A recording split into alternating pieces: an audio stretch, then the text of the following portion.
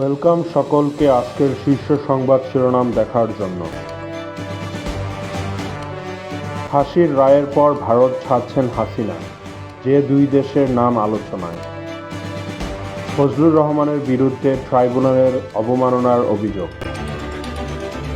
নিঃস্ব দাবি করা শেখ হাসিনার লকারে যেত সরকারি উপহারও।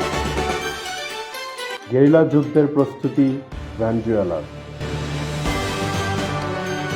নাইজেরিয়ায় অভিযানের হুমকি ডোনাল্ড ট্রাম্পের। করাইল বস্তিবাসীকে ক্ষতিপূরণ দেওয়ার দাবি। বিজিবির অ্যাকশনে শান্ত ভোটকেন্দ্র। চট্টগ্রাম বন্দর নিয়ে হাইকোর্টের রায় 4 ডিসেম্বর। বিএনপির মনোনয়ন ঘিরে ক্ষোভ, 60টি আসনে বিক্ষোভ।